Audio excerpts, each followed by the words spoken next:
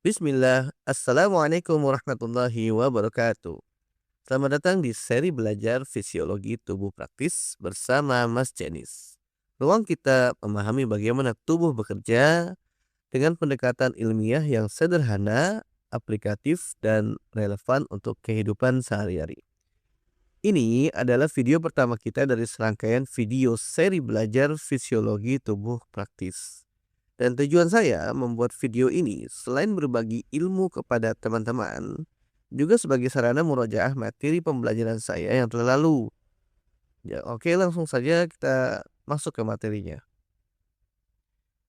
Topik pertama yang ingin saya bahas di pelajaran pertama kita yaitu tentang apa itu fisiologi. Saya ingin teman-teman coba menjawab dulu. Menurut teman-teman, apa yang dimaksud dengan fisiologi tubuh? Coba jawab ya. Oke. Jadi definisi fisiologi dalam ilmu kedokteran, fisiologi itu adalah ilmu yang mempelajari bagaimana tubuh dan setiap bagiannya bekerja untuk mempertahankan kehidupan.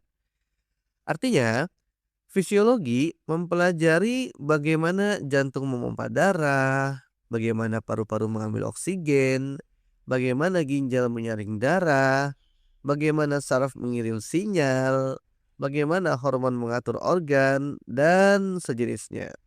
Jadi, fokusnya adalah mekanisme kerja tubuh. Nah, kalau kita bandingkan di beberapa bidang yang ada pada ilmu kedokteran, contoh misalkan bidang anatomi. Nah, anatomi itu yang dipelajari adalah bentuk dan struktur dari organ. Nah, fisiologi ini fokus yang dipelajari adalah bagaimana organ bekerja. Ada lagi bidang patologi, dia mempelajari bagaimana organ menjadi sakit. Contoh kalau kita breakdown, anatomi bagaimana jantung itu memiliki 4 ruang. Jadi kita belajar bentuk dan struktur dari organ. Kemudian kalau di fisiologi kita belajar bagaimana jantung memompa darah. Dan untuk patologi kita akan belajar bagaimana terjadinya gagal jantung. Nah, kenapa fisiologi sangat penting? Karena penyakit itu sebenarnya adalah gangguan fisiologi. Contoh, diabetes. Diabetes itu merupakan gangguan fisiologi hormon insulin. Hipertensi. Hipertensi itu merupakan gangguan regulasi tekanan darah. Atau stroke yang merupakan gangguan aliran darah pada otak. Maka itulah sebabnya dokter harus menguasai fisiologi sebelum memahami penyakit. Nah, sekarang kita masuk ke konsep yang paling penting dalam fisiologi. Hampir semua buku kedokteran itu membuka dengan satu konsep utama, homeostasis. Artinya, kemampuan tubuh menjaga keseimbangan internal. Contoh homeostasis, suhu tubuh stabil 37 derajat Celcius, gula darah stabil, tekanan darah stabil, pH darah stabil.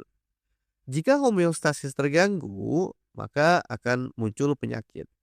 Nah, yang ingin saya tanyakan di akhir materi kita kali ini adalah saya ingin teman-teman berpikir sebentar. Menurut Anda, mengapa suhu tubuh manusia harus stabil sekitar 37 derajat Celcius? Ayo. Apa yang kira-kira akan terjadi jika suhu tubuh naik terlalu tinggi atau turun terlalu rendah kira-kira? Silakan jawab dengan pemahaman teman-teman. Bisa tulis di kolom komentar. Insya Allah nanti jawabannya akan kita bahas di video selanjutnya. Semoga pembahasan ini tidak hanya menambah ilmu, tapi juga menumbuhkan kesadaran bahwa memahami tubuh adalah bagian dari menjaga amanah. Saya Mas Janis, kita belajar pelan-pelan tapi sampai paham. Wassalamualaikum warahmatullahi wabarakatuh.